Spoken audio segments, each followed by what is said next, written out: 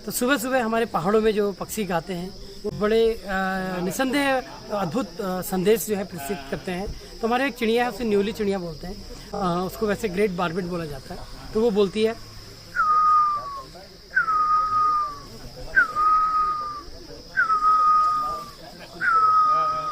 नमस्कार, मेरा नाम राजेश भट्ट है और मैं कॉर्बेट लैंडस्केप से हूँ और मैं प्रकृति की किताब को पढ़ रहा हूँ विगत 30 वर्षों से। इसके बारे में समझ रहा हूँ, सीख रहा हूँ और जन जन तक पहुँचाने का प्रयास करता हूँ अपने स्तर पर। और मेरे समझ में अभी तक यही आया कि प्रकृति की किताब का कोई अंत नहीं है, जैसे कि इसकी कोई शुरुआत नहीं है। और इससे भी महत्वपूर्ण बात क्या है कि यह किताब ऐसी है कि इसको उम्र के किसी भी पड़ाव पर जाकर हम पढ़ सकते हैं। कोई भी चैप्टर खोल के पढ़ सकते हैं। हर चैप्टर जो है वो रोमांच से भरा हुआ है और हर चैप्टर जो है कुछ सीख से भरा हुआ है। और सीख जो मुझे प्रकृति से ये मिली कि दुनिया में सिर्फ 2 गोद हैं, एक माँ की गोद जिसने हमें जन्म दिया और एक प्रकृति माँ की गोद जिसने पूरे ब्रह्मांड को जन्म दिया, ठीक है ना। और दुनिया में आप थक जाएं, हार जाएं, रुक जाएं, पिट जाएं, अगर इन 2 गोदों की शरण में चले जाते हैं तो आपसे बड़ा कोई सिकंदर नहीं है। तो प्रकृति से जुड़े रहिए और हमेशा ऊर्जावान बने रहिए। साधारण मेरे अधिकतर व्यूअर्स के लिए ये एक चिर परिचित चेहरा है। आज यह बताते हुए गर्व महसूस हो रहा है कि उत्तराखंड के बहुचर्चित उत्सव किताब कौतिक के एक महत्वपूर्ण स्तंभ श्री राजेश बर्डर को पर्यावरण के क्षेत्र में उत्कृष्ट योगदान के लिए नॉर्थ जोन से Billy Arjun Singh memorial award for best wild life guide of the year 2024 से सम्मानित किया गया है। 2 कदम के व्यूअर्स की ओर से आदरणीय राजेश जी को हार्दिक शुभकामनाएं। तो सुबह सुबह हमारे पहाड़ों में जो पक्षी गाते हैं वो बड़े निसंदेह अद्भुत संदेश जो है प्रस्तुत करते हैं। तो हमारे एक चिड़िया है, उसे न्यूली चिड़िया बोलते हैं। उसको वैसे ग्रेट बार्बिट बोला जाता है। तो वो बोलती है,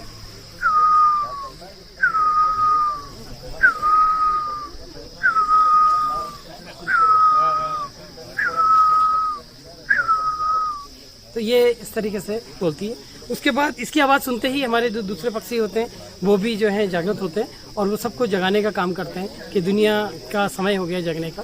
तो एक बर्ड है, उसका नाम है ब्लू विस्लिंग थ्रस और उसको हिमालयी विस्लिंग थ्रस भी बोलते हैं और वो विसिल करती है।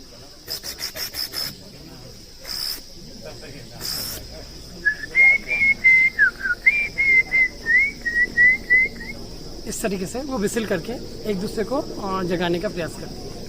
जब ये आवाज़ें सुनते हैं फिर धीरे धीरे और अन्य पक्षी भी जागृत होते हैं। तो उसमें हमारे वहाँ एक चिड़िया है जो सुबह सुबह उठकर बोलती है। ख़ास तौर पर जो हमारे यहाँ फ्रूटिंग सीज़न होता है और हमारे पहाड़ों में एक फल होता है उसे काफल हम बोलते हैं। जब काफल पकने का संदेश पूरे विश्व को पहुँचाते रहती है तो वो बोलती है,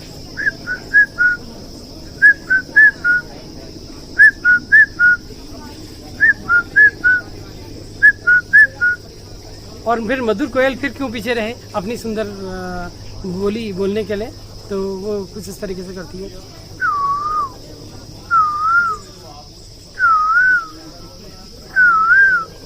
इतने में एक बर्ड है, उसको बोलते हैं ब्रेन फीवर, उसके लिए कहते हैं सी सिंग्स इन फ्योर ऑफ रेन। तो बारिशों का संदेश जो है हमारे तक पहुंचाती है। तो वो पक्षी बोलता है,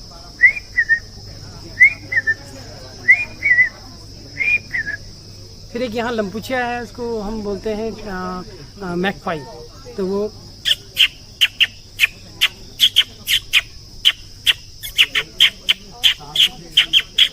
इस तरीके से शोर करती है। उसी का एक साथी होता है, उसे करोल बोलते हैं। वो बोलता है,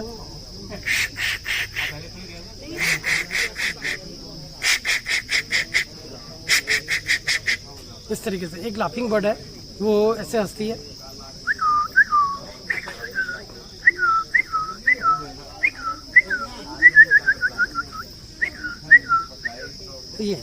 तो सर इस तरह से आप कितनी आवाज़ें निकाल लेते हैं? मैं देखिए, हम कहाँ आवाज़ निकाल पाते हैं, हम तो खाली सीख रहे हैं। तो लगभग 300 से अधिक पक्षियों के बारे में थोड़ा सा उनकी बोली भाषाओं से मैं थोड़ा सा लगाव रखता हूँ और उसको सीखने का प्रयास करता हूँ। कहाँ उनकी तरह बोल पाएंगे, ये तो बड़ा मतलब एक ऐसा प्रश्न है कि हम कहाँ उनकी तरह बोल पाएंगे, मतलब प्रकृति की जाए। नेचर वॉक किताब कौतिक का एक अहम हिस्सा है जिसका बेसब्री से इंतजार रहता है। मेरी व्यूअर्स से गुजारिश है कि जब भी किताब कौतिक में शामिल होने का मौका मिले तो यादगार के इस तोहफे नेचर वॉक का हिस्सा अवश्य बने। आप सभी आमंत्रित हैं 13वें किताब कौतिक में जो 9, 10 और 11 जनवरी को श्रीनगर गढ़वाल में आयोजित होने जा रहा है। हॉर्नबिल जो है बड़ी इंटरेस्टिंग बर्ड है, इसके कारनामे भी बड़े अद्भुत है। हॉर्नबिल हमारे वहाँ बहुत कम मिलती है, लेकिन ये बहुत खुशी की बात है कि आज भी हमारे वहाँ इस जगह पर हॉर्नबिल देखने को मिल रही है ना। ये एक बहुत बड़ा पेड़ ढूंढती है जिसमें खोखला होता है, फिर उस खोखले को साफ करती हैं दोनों मेल और फीमेल मिला के। ये अमूमन इतनी बड़ी बर्ड होती है, इनको हम धनेश भी कहते हैं। इकट्ठा करने के बाद फिर उस वॉल को, उस खोखले को एक वॉल बनाते हैं, उसमें दोनों मिला के एक मिट्टी की वॉल बनाते हैं। मिट्टी की वॉल बनाने के बाद जब थोड़ा सा स्पेस रह जाता है तब फीमेल अपने फेदर जो है छोड़ना शुरू करती है और साइज में बहुत छोटी हो जाती है। अच्छा। और वो उसके बाद उसके अंदर चली जाती है। जब वो उसके बाद अंदर चली जाती है तो मेल और फीमेल दोनों अंदर से बाहर से मिलकर उस वॉल को पूरा कंप्लीट बंद कर देते हैं होल को। फिर उसमें 2-3 छोटे छोटे होल छोड़ देते हैं, ठीक, जिससे कि ऑक्सीजन सप्लाई होते रहे और फूड सप्लाई होते रहे। मेल अंदर रहती है। मेल जो है वो क्या करते हैं, बहुत दूर उड़ान भर भर के उसके लिए फल लेके आते हैं, क्योंकि ये ज्यादातर फल खाने वाला पक्षी है। तो ये लाके फिर उसके अंदर उलट देते हैं। ग्लाइंड होती है, गैजेट बोलते हैं, वो उसमें अटैक वो इकट्ठा हो जाता है। फिर वो एक एक करके टॉस करके निकालते रहता है, ऐसे करके निकाल के उसके अंदर इसको फीड करते रहते हैं। अपने एग्स ले करती है, एग्स को हैच करती है। चिक्स बहुत अच्छे होने लगते हैं। मेल भी रोज कान लगा के सुनते रहता है और वो एक ही दिन का इंतजार करता है जिस दिन अंदर से आए आवाज ऑल इज वेल, ठीक है ना। और जिस दिन वो आवाज आती है ऑल इज वेल उसके कानों में, तो उस दिन वो दोनों मिलकर जो है दीवार को तोड़ते हैं। दीवार तोड़ के अपने बच्चों को एज में लेकर आते हैं और जोर से पुश करते हैं। पुश करने के बाद वो नीचे गिरते हैं बच्चे। गिरते ही वो अपने पंख खोलते हैं और उनके समझ में आ जाता है कि उड़ान ही उनकी जिंदगी की वानगी है। क्या बात। इस बीच अगर किसी वजह से मेल अगर खत्म हो गया तो पूरी संतति जो है अंदर ही खत्म हो गई।